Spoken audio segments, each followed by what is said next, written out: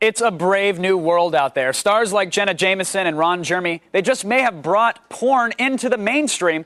Now, it used to be hidden away in peep booths, and now it seems that every home in the country has access directly to it. And we're here to discuss this matter in something we call The Loop.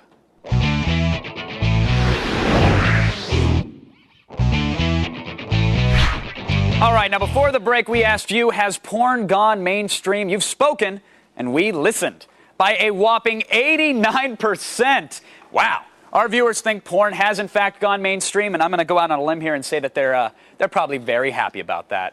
Here to comment is Adam Glasser, also known as Seymour Butts from Showtime's hit reality show, Family Business. And, of course, we have adult film star, AVN Hall of Fame inductee, and former Penthouse pet, Taylor Wayne. Thank you both so much for joining us today. Thanks, Adam, I want to start with you. You've produced hundreds, perhaps thousands of adult films. You know, your Family Business on Showtime really is a testament to the level of acceptance that I think the porn industry itself has gained amongst the mainstream. Your thoughts on this? Is porn mainstream? Is it fair to say? Well, I think that obviously your viewers have spoken, and it's more than fair to say. 89% sounds like an overwhelming majority to me. My opinion, I agree with the viewers. Now, these are 18 to 34-year-old males, don't forget. They might just be the, there might be a margin of error here when it comes to mainstream. Well, I don't know if you asked, whether you asked if it's good that it went mainstream or not. Then you might have a different answer. But I think the fact that, I think it's clear to pretty much anybody that's an observer of the culture that's happening in this country right now has to admit that porn is mainstream. Now, do you have opinion on this either way? Can you assign a good or a bad to something becoming popular? Well, look, to me,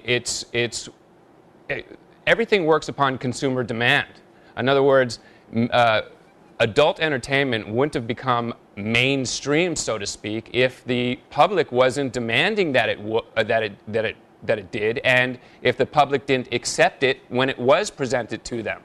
In other words, if things didn't get ratings, if my television show didn't get ratings, we wouldn't be on the air. If Jenna Jameson's face didn't sell Adidas, then she wouldn't be in an Adidas commercial. That's true. It's an issue of supply and demand. You're right, Taylor. You have supplied some of the demand in the past. I'm curious, is there still a stigma associated with it because of the fact that there does seem to be such a demand, even greater than in years past? Do you still find that there's a stigma with the industry? Yeah, there's still a stigma, but here's the thing: if you go to Europe, people view sex with a pinch of salt, where in America we're still a little puritanical about it. So people are enjoying watching porn. There's talk of sex all over TV. Any TV show that you see, everybody's talking about sex, and they're using very crude language. But when it comes to adult movies, people get very uptight. If you use the word porn, people freak out, and I don't know why. Does the country just need to get laid? Is that what this issue is here? Maybe they should get laid more. I mean, they really, really should. We should stop thinking that we're doing something so bad. We're doing something that's natural to us. Listen, I have to sleep at night, I have to eat, I use the toilet, and I have to have sex. That's why I smile. See, I have the same priority list, just not in that order, and that's what gets me in trouble often. Adam, when I was younger, I was on the internet, and back in the day, it wasn't quite what it was today. I mean, sure, there was porn on there, there were graphic images, but they loaded. It would take me an hour to get one fake Photoshop of Britney Spears, to say. Today, that's a much different story. Are you worried that because it is so mainstream and because the demand is so high, that it perhaps it's out there too much? It's too easy to get access to it? Well, I think that when you're talking about having access be too easy, you have to be referring to people that are under the age of 18. I mean, to me, again, if you're talking about anything else than that, you're talking about supply and demand.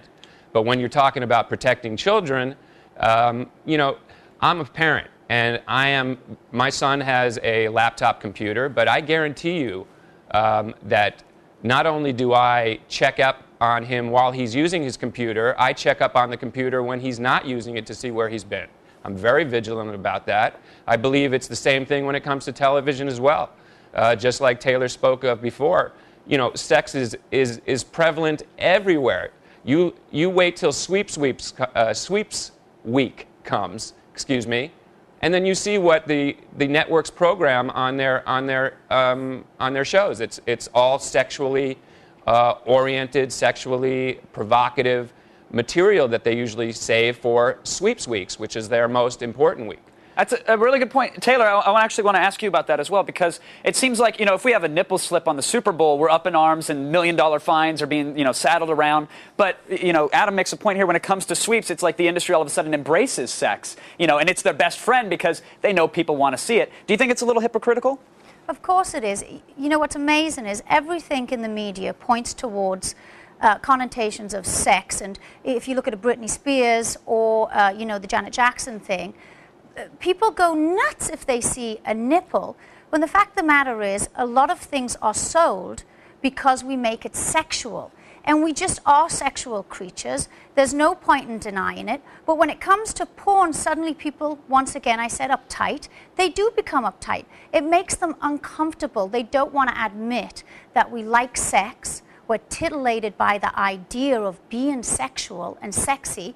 And I think we should just be a little bit more open about it. Adam was talking about children.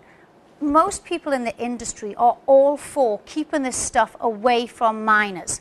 And there are ways that parents can make sure that their kids don't get their hands on this kind of stuff.